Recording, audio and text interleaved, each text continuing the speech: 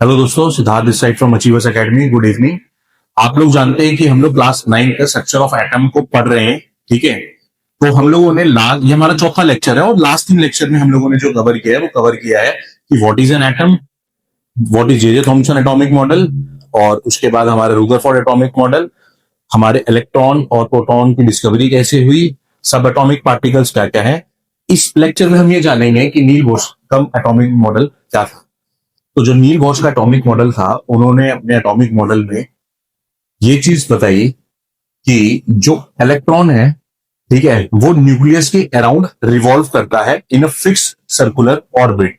ठीक है दोस्तों, एक चीज के अंदर ध्यान रखिएगा कि ये इतना इंपॉर्टेंट टॉपिक है इस चैप्टर का, इससे क्वेश्चन जरूर आता है।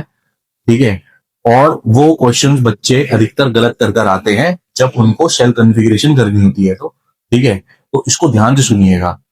तो अभी मैंने जैसे ही बताया कि जो नील बोह्रम ने मॉडल प्रपोज किया था, उस मॉडल के अंदर न्यूक्लियस के अराउंड एक फिक्स सर्कुलर ऑर्बिट है जिसके अंदर इलेक्ट्रॉन रिवॉल्व करते हैं।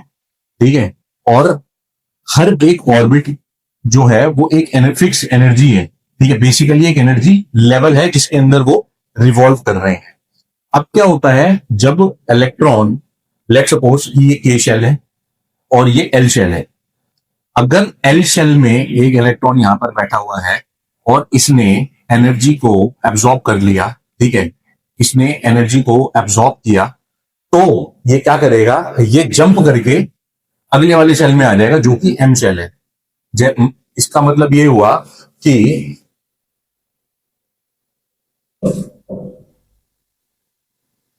ये हमारा सीक्वेंस है एनर्जी लेवल का। K is the lowest energy level and N is the highest energy level. तो जैसे ही इसने एब्जॉर्ब किया और ये था एल पे, ये आ गया एम पर। ठीक है, और जैसे ही कोई इलेक्ट्रॉन अपनी एनर्जी को एमिट करेगा तो वो हायर लेवल से लोअर लेवल पर चला जाएगा। अगर अगेन से कि कोई इलेक्ट्रॉन है जो एल पर बैठा हुआ है, उसने एनर्जी एमिट करी और वो अपने एनर्जी लेवल से एल से एमिट करने के बाद के पर आ जाएगा। ठीक है, तो ये बोह्रम ने अपने एटॉमिक मॉडल में बताया। अब each orbit has a fix energy level. ठीक है, इलेक्ट्रॉन जो होते हैं वो रिवॉल्व, ये मैंने आपको बता दिया है, हर एक जो ऑर्बिट है उसका एक फिक्स एनर्जी लेवल होता है। Electron do not radiate energy. Electron जब भी रिवॉल्व करते हैं वो एनर्जी को रेडिएट नहीं करते हैं, ये नील बोह्रम ने बोला था।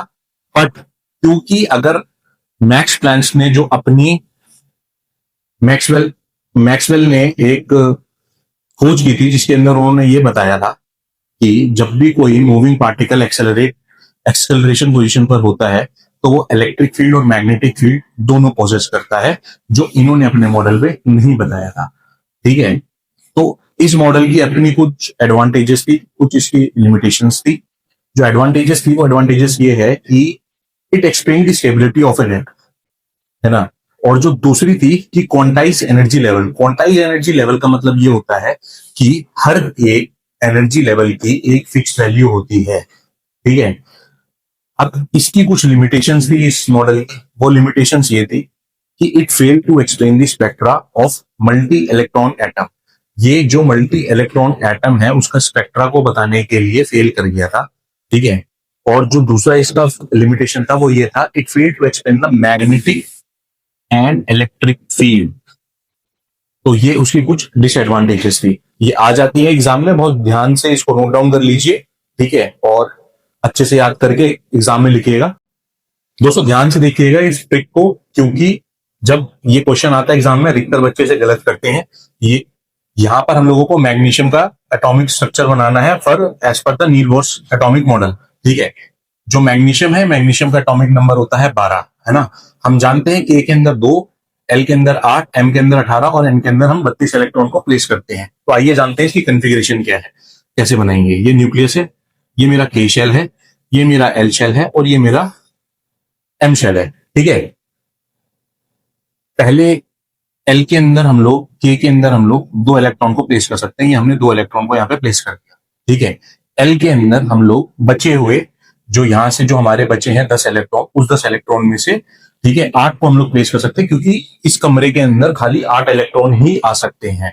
तो हम लोगों ने यहाँ पे 1 2 3 4 5 6 7 8 इलेक्ट्रॉन हम लोगों ने यहाँ पे प्लेस कर दिए। जो 10 बचे थे 8 चले गए हमारे एल शेल में, अब बचे 2, क्योंकि अगला शेल हमारा एम है। एम के अंदर मैक्सिमम 18 इलेक्ट्रॉन आ सकते हैं, क्योंकि अभी बस खाली 2 बचे हुए हैं, वो 2 इलेक्ट्रॉन यहाँ पर एम शेल में हम प्लेस कर देंगे और ये हमारी इलेक्ट्रॉनिक कन्फिगरेशन हो गई है कंप्लीट। थैंक यू दोस्तों।